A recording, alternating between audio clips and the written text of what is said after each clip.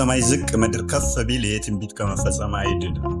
ስለ ግብፅ እና ስለ አባይ እንዲሁም ስለ ኢትዮጵያ የተነገረ መጽሐፍ ቅዱሳዊ ትንቢት ነው። በመጽሐፍ ቅዱስ ላይ ከ360 ጊዜ በላይ የተጠቀሰችው ሀገር ግብፅ ናት። ይሁንና የጦርነት ድል ታሪክ ግን አንድም የላትም።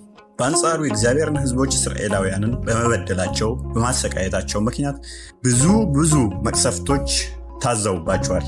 በቸነፈር ተመትተዋል። ይህች ሀገር በመቅሰፍቶች የደቀቀች ናት። ለወደፊትም ቢሆን ስለ እሷ የተነገረላት መልካም ትንቢት የለም። ነገር ግን ግብፅ ልክ እንደ ሶሪያ ባድማ እንደምትሆን ወይንም ትሆናለች የሚል ትልቅ የሸክም ዕዳ አለባት። በመሆኑም ይህ ትንቢት ይፈጸም ዘንድ ግድ ነውና የአሁኑ የግብፅም ሆነ የኢትዮጵያ አካሄድ ወደዚሁ ትንቢት የሚያመራ ይመስላል። ሆነ ይህ ግን ኢትዮጵያ ታሸንፋለች፣ ግብፅና የግብፅ ደጋፊዎች ሁሉ ይወድቃሉ። እኛ ግን ጌታ ሆይ የትንቢቱ መፈጸሚያ አታድርገን ብለናልና።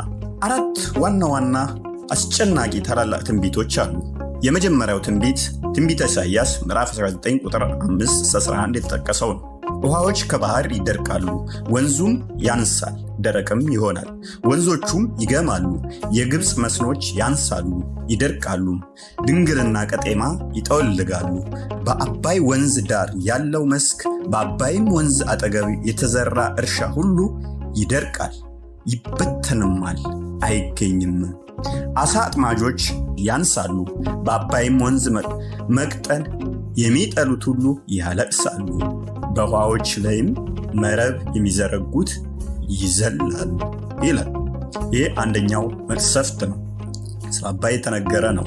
በእርግጥ ኢትዮጵያ ከገነባይ ግድቡን መስኖች ከተጠቀመች የኃይል ምንጭዋን ለማሟላት ውሃውን ከያዘች አባይ እንደሚያንስ የታወቀ ነው። አባይ አነሰ ወይንም ቀጠነ ማለት ደግሞ የግብፅ መስኖች እንደሚቀንሱ ይህም የተረጋገጠ ነው። ይህ ትንቢት እውን ሊሆን ጥቂት እንደቀረው አንድ አመለካች ነው።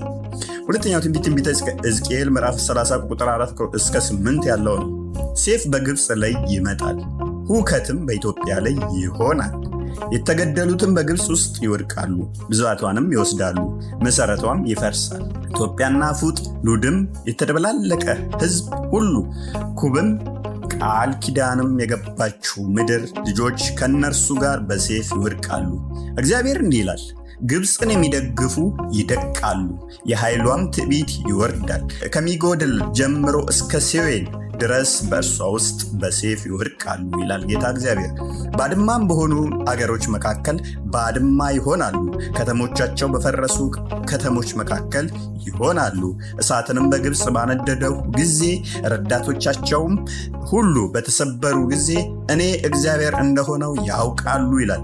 አሁን ግብፅ የተማመነችው የአረብ ሊግን ነው። የአረብ ሊግ ወደ 7 ሀገራት የሚሆኑት ዛሬ ራሱ በመግለጫቸው ኢትዮጵያን የሚያስገድድ ለአባይን እንድትፈርምና ለግብፅ እንድትሰጥ ታሪካዊ የሆነውን የአባይን ወንዝ ኢትዮጵያ መንካት የለባትም የሚል እድምታ ያለውን አውጥተዋል።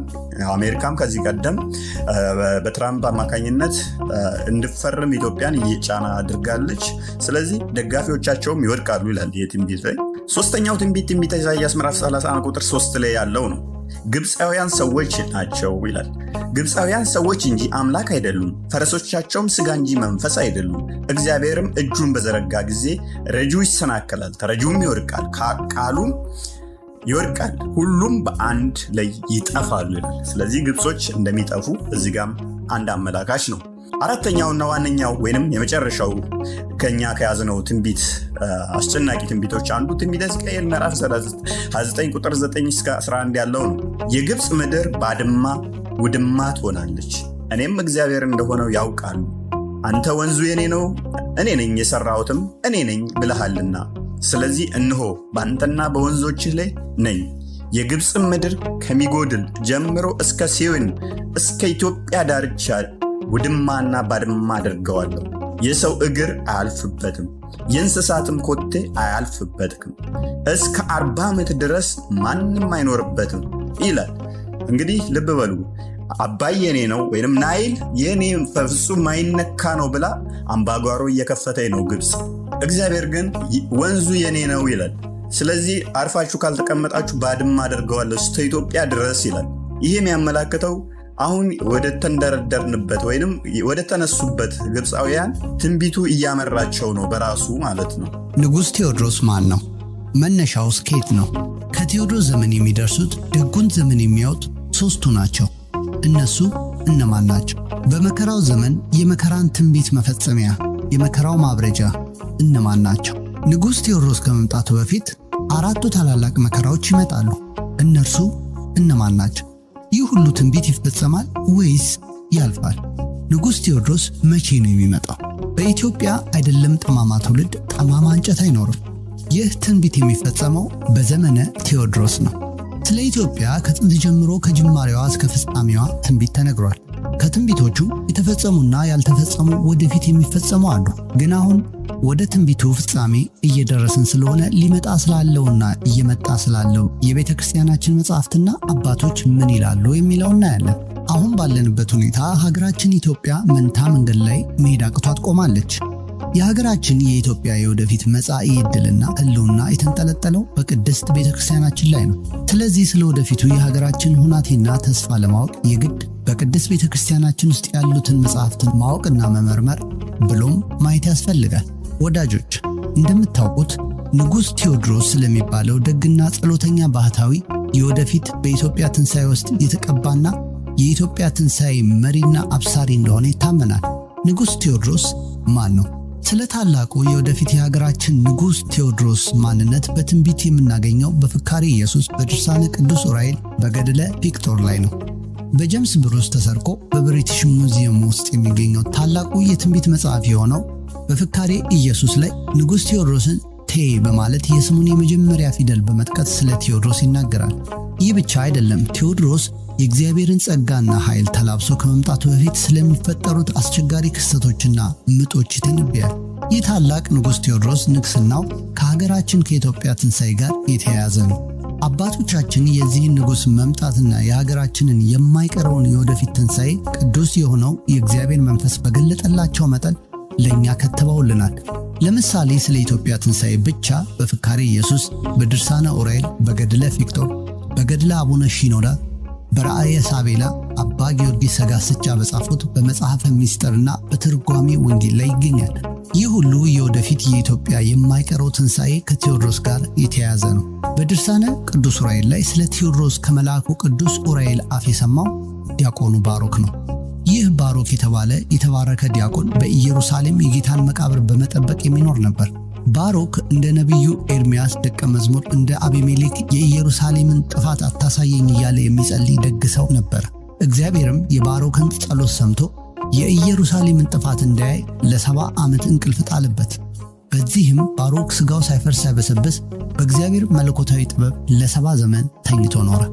ባሮክ ከእግዚአብሔር የተሰጠው 70 የእንቅልፍ ዘመን ካለፈ በኋላ በጎልጎታ ባለች በጌታችን ስም በተሰራች ቤተ ክርስቲያን ገብቶ እህል ሳይቀምስ ውሃ ሳይጠጣ ለ40 መዓልትና ሌሊት ሱባኤ ገባ። ወዳጆቼ፣ ከዚህ በኋላ ነው የቴዎድሮስ ነገርና ምስጢር የሚጀምረው። ነገረ ቴዎድሮስ በትንግርት ሳይሆን በሱባኤ በሆነ ጸሎት የመጣ መሆኑን ልብ በሉ። ባሮክ 70 ዘመን ተኝቶ የመከራውን ዘመን ስላሳለፈ ነው እግዚአብሔር ከኢየሩሳሌም እስከ ሀገራችን ኢትዮጵያ ያለው የወደፊት የመከራና የትንሣኤ ዘመን ትንቢትን የነገረው። ቅዱስ ዑራኤል ለባሮክ ስለ ወደፊቱ ሲነግረው ግድ ይፈጸም ስለነበር የምነግርህን ልብ አድርገህ ስማ እያለው የሚነሱትን ነገሥታት የስማቸውን የመጀመሪያ ፊደል ለምልክት እየነገረው ዘርዝሮ ገልጾለታል። ቅዱስ ዑራኤል ለዲያቆን ባሮክ በመጨረሻውም የአረማውያን ዘመን በመሆኑ ፍቅር በየጊዜው እየጎደለ ይመጣል። በዚያን ዘመን ስለ እግዚአብሔር ብሎ ሃይማኖትን ማጠንከርና ደጋግ ሰዎች መውደድ፣ እውነትና መልካም ሥራ መስራት ፈጽሞ የለም። ከመነኮሳት ማኅበርም ሆነ ከካህናት ወገን ሁሉ ወንዶችም ሴቶችም በመልካም ሥራ አይሄዱም። ጻድቃን ይመስላሉ፣ በውስጣቸው ግን ተንኮለኞችና ሐሰተኞች ሴሰኞች ናቸው። ይህ ትንቢት በዘመናችን መፈጸሙን ልብ ይሏል። ሰማዕት የሆነ በቪክጦር በገድሉ መጽሐፍ እንደተነገረው የስሙ ምልክት ቴ ተብሎ የተመለከተው ይነግሣል ብሎ አስረድቶታል። ግን በዘመኑ የግብፃውያን ጳጳሳትና የኢትዮጵያውያን ጳጳሳት በአባ ሲኖዳ ገዳም ስለ ሃይማኖት ታላቅ ጉባኤን ያደርጋሉ። ይህም የሚሆነው በጌታችን በኢየሱስ ክርስቶስ ምስጢረ ሥጋዌ ላይ ነው። በጉባኤውም ጌታችን ኢየሱስ ክርስቶስ አካላዊ ቃል ከሥጋ ጋር አንድ ባህሪ መሆኑን በማስረዳት ይፈጽማሉ። ቅዱስ ዑራኤልም በዚህ አላበቃም። ስለ ደጉ ዘመን በኢትዮጵያ ውስጥና በዓለም ላይ ሁሉ ሰላም፣ ደስታ፣ ጥጋብና ፍጹም ተድላ እንደሚሆን ነግሮታል። የጥቅምት ድርሳነ ዑራኤል ላይ ስላለው የኢትዮጵያ መጻኢ መከራና ትንሣኤ ባጭሩ በዚህ መልኩ ካየን ዘንዳ ወደ ገድለ ፊቅጦር ደግሞ ጎራ እንበል። ቅዱስ ፊቅጦር የአንጾኪያው መስፍን ርኅራኄ የሌለው የህርማኖስ ልጅ ነው። እናቱም ማርታ ትባላለች። ቅዱስ ፊቅጦር ገና በሕፃንነቱ የእግዚአብሔርን መልአክ ከሰማይ የወርቅ ልብስ አውርዶለት የለበሰ ወጣት ሰማዕት ነው። ቅዱስ ፊቅጦር እጅግ ብዙ መከራና ስቃይ ተቀብሎ በጣዖት አምላኪው በአርያኖስ እጅ ሚያዝያ 27 ቀን ሰማዕት የሆነ ነው። ቅዱስ ፊቅጦር ሰማዕትነት ተቀብሎ ካረፈ በኋላ የከበረው ሥጋውን እናቱ ማርያም ሃይማኖቱ በጸናና ቤተ ጣዖትን አጥፍቶ አብያተ ክርስቲያናትን ባነጸው አምልኮተ ጣዖትን አጥፍቶ አምልኮተ እግዚአብሔርን ባስፋፋው ደጉ ንጉሥ ቆስጠንጢኖስ በነገዘበት ዘመን በልጇ ስም በወርቅና በብር አስጊጣ በእስክንድርያ ቤተ ክርስቲያን አሳነጸች። ከዚህ በኋላ ማርታ ሌሊት ተኝታ ሳለች ሰማዕቱ ቅዱስ ፊቅጦር በራእይ ተገልጾላት በግብፅ ላይ አሕዛብ እንደሚነግሱባትና እርሷ በወርቅና በብር አስጊጣ ያሰራቸው ቤተ ክርስቲያን ለወርቁና ለብሩ ብለው አሕዛብ እንደሚያፈርሱ ነገራት። ማርያም በግብፅ አገር አሕዛብ እንደሚነሱ ከልጇ ከቅዱስ ፊቅጦር በሰማች ጊዜ እጅጉን አዝና እንዲህ ከሆነማ ቤተ ክርስቲያን በመስራት ለምን ደክማለሁ አለች። የዚህን ጊዜ ነው ቅዱስ ፊቅጦር እግዚአብሔር የገለጸለትን ስለ ኢትዮጵያዊ ደግ ንጉሥ ቴዎድሮስ ቅድስናውን ገልጾ ስሙን ሸፈን አድርጎ ይነገራት። ወዳጆች ቅዱስ ዑራኤል ለዲያቆኑ ለባሮክ እግዚአብሔር የገለጠለትን ሲነግረው የቅዱስ ፊቅጦር ገድል ላይ ያለውን ትንቢት አጣምሮ ነው የነገረው። ይህም የሆነው ባሮክ ከመልአኩ ከቅዱስ ዑራኤል አንደበት የሰማውን በገድለ ቅዱስ ፊቅጦር እንዲያመሳክረው ነው። ለዚህም ነው መልአኩ የኢየሱስ ክርስቶስ ሰማዕት የሆነ በፊቅጦር በገድሉ መጽሐፍ እንደተነገረው የስሙ ምልክት ቴ ተብሎ የተመለከተው ይነግሳል ያለው። እዚህ ላይ ቅዱስ ዑራኤል የደጉን ንጉሥ ስም ቴ ብሎ ተናግሯል። ገድለ ፊቅጦር ግን በኢትዮጵያ ሀገር ክርስቶስን የሚወድ ቅዱስ ይነግሳል አለ። ቅዱስ ዑራኤል የንጉሡ የቴዎድሮስን የስሙን የመጀመሪያ ፊደል ጠቆም አድርጎ ሲናገር፣ ቅዱስ ፊቅጦር ደግሞ የንጉሡን ቅድስና ገልጾ ቅዱስ ሰው አለው። ይህንንም ቅዱስ ፊቅጦር የአሕዛብ መንግሥት ጥቂት ዘመናት ናቸው።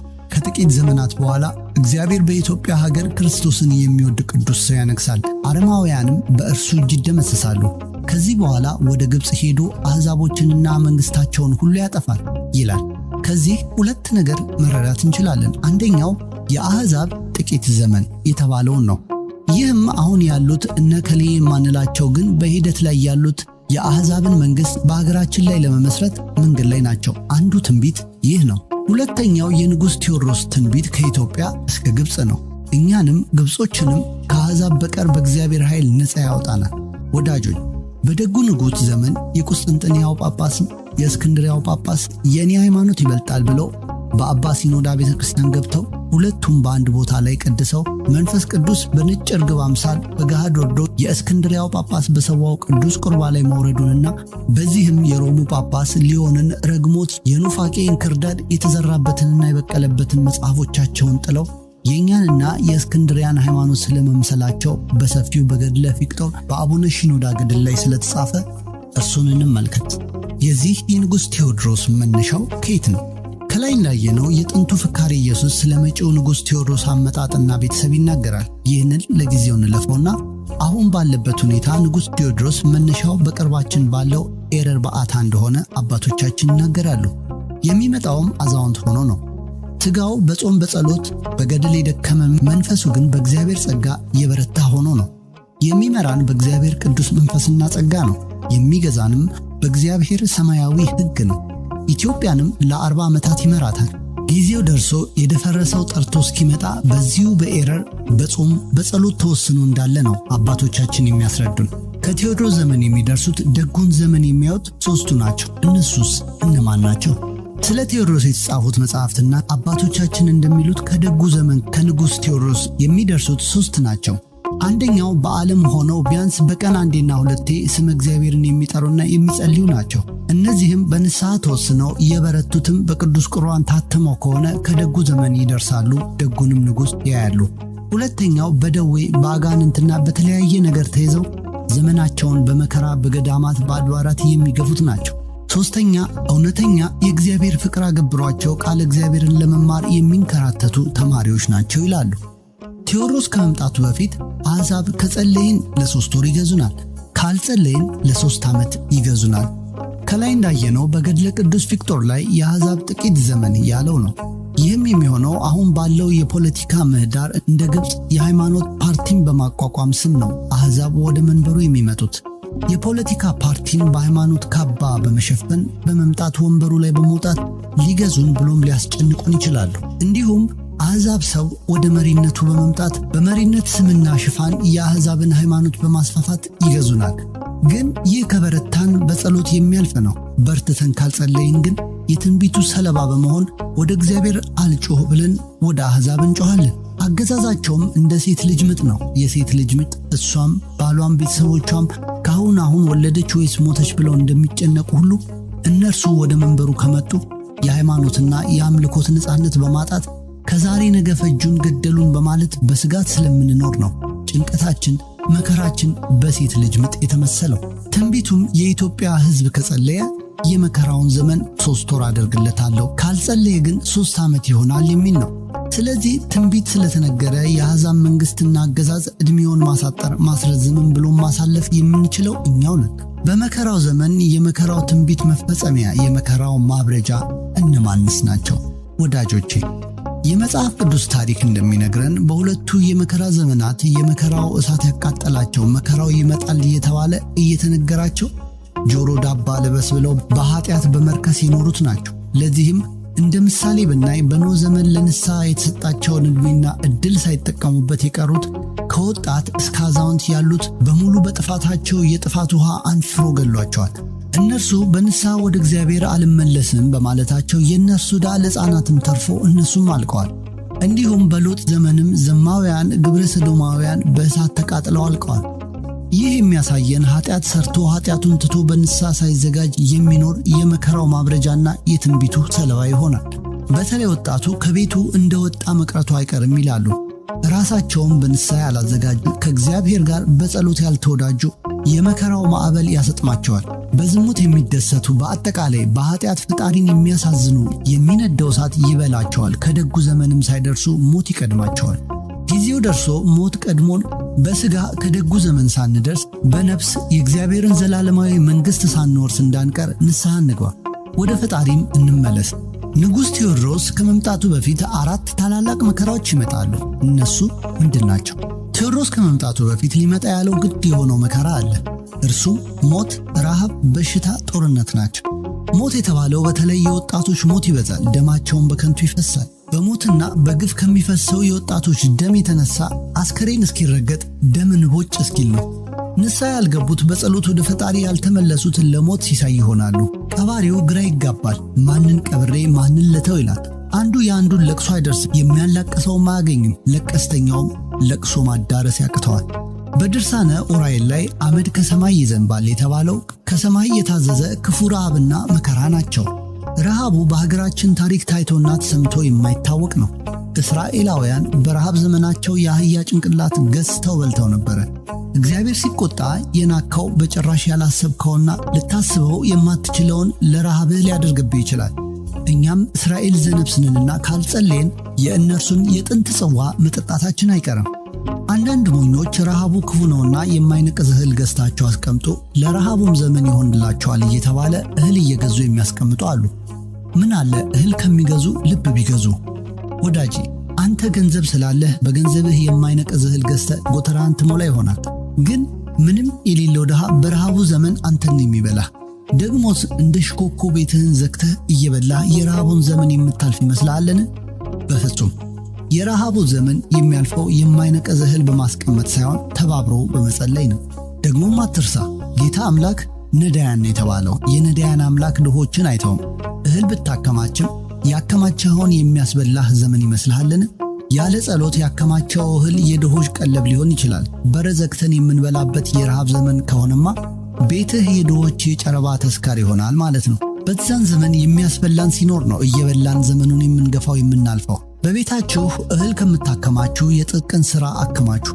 እሱ ነው በክፉ ዘመን ማለፊያ ቀለብ የሚሆናችሁ። በኃጢአት ስንጨማለቅ ከርመን እህል አከማችተን የመከራውን ዘመን ልናልፍ አንችልም። ሌላው በሽታ ነው። በሽታ የተባለው ተላላፊና ወረርሽኝን ጨምሮ ነው። ረሃቡን ባስቀመጥነው እህል እናልፋለን ብለን በሥጋ ብንጠበብ ከገዳይ በሽታ ግን ላናመልጥ እንችላለን። ለዚህም ነው ጊዜ የሚያልፈው እህል በማከማቸት ሳይሆን በጸሎት ነው የሚባለው። ወረርሽኝ ሰውን እንደ ቅጠል ያረግፋል፣ ብዙዎችንም ይገላል፣ ግን በጸሎት ያልፋል። ካልጸለይን በረሃብ ብቻ ሳይሆን በበሽታም እንወረራለን። ጦርነቱም አንዱ ሰለባ ነው። ጦርነት የተባለው ሁለት ነው። አንደኛው ከውጭ በሚመጣው በወራሪ ኃይል ሲሆን ሁለተኛው ከውስጥ ነው። ወረራው ሃይማኖትን ተገን አድርጎ የሚመጣ ነው። የውስጡ ሃይማኖትና ብሔርን ተገን ያደረገ ነው። በዚህም ከፍተኛ የእርስ በርስ ጦርነት ሲነሳና ብዙዎች ሊያልቁና ሊዋደቁ ይችላሉ። ይህም የሚያልፈው በጸሎት ነው። ይህ ሁሉ ትንቢት ይፈጸማል ወይስ ያልፋል? ተወዳጆች ሆይ ትንቢት በባህሪው ይፈጸማል፣ ያልፋል። በመጽሐፍ ቅዱስ ላይ የተነገሩ ትንቢቶች የተፈጸሙ አሉ፣ ወደፊት የሚፈጸሙም አሉ፣ የሚያልፉም አሉ።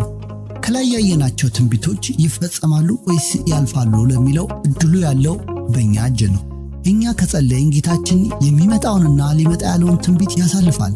ግን ይህ የሚሆነው በብርቱ ጸሎትና ምህላ ነው። ለምሳሌ የነነዌን ትንቢት የምንመለከት ያቺ ከተማ ከነ ሕዝቦቿ እንደ ትንቢቷ ቢሆን አትተርፍም ነበር።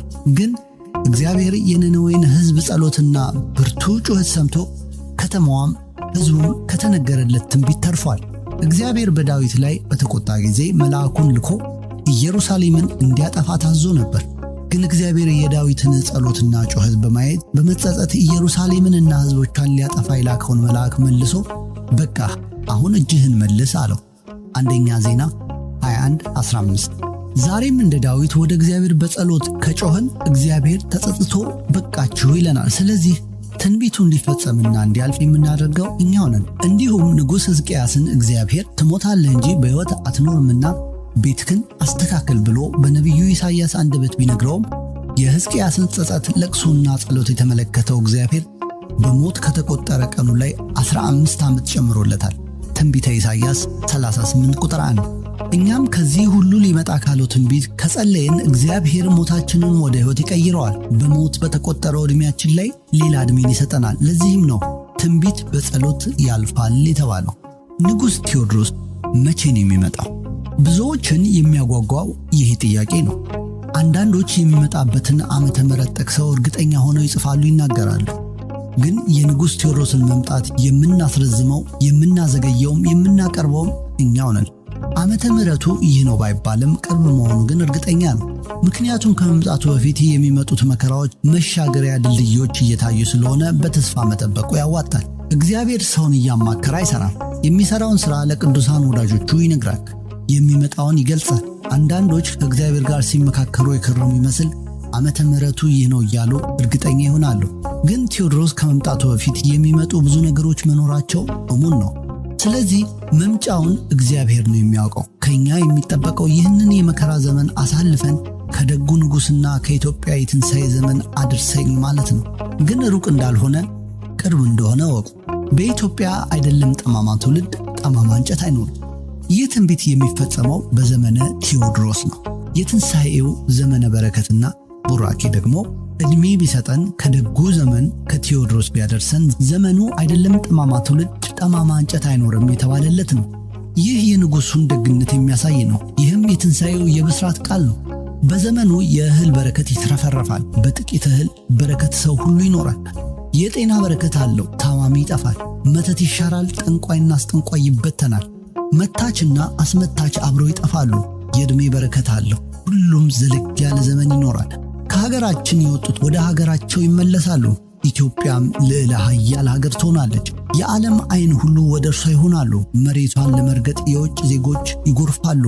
ፍቅር እንደ ሽማ ይነጠፋል። ሰው ከሰው ጋር በአንድነት በመግባባት ይኖራል። ሃይማኖት ይስፋፋል። እምነት በሰው ልብ ሰርጾ ይጠነክራል። ኢትዮጵያ እጆቿን ወደ እግዚአብሔር ትዘረጋለች የሚለው የዳዊት ትንቢት በግልጽ የሚፈጸመው ያኔ ነው። መዝሙር 68:31። በዘመኑ ፀሐይ የተባለው ጳጳስ ይነሳል። እርሱም በጸሎቱ ኦርቶዶክስን ይመራል። በቡራኬውም በረከትን ለሰዎች ይሰጣል። ንጉሡና ጳጳሱ ኢትዮጵያንና ኤርትራን አንድ ያደርጓቸዋል። በአንድነትም እንኖራለን። ጥላቻ፣ ዘረኝነት ይጠፋል። ረሃብ፣ በሽታ፣ ጦርነት እስከ መኖሩም ይረሳል።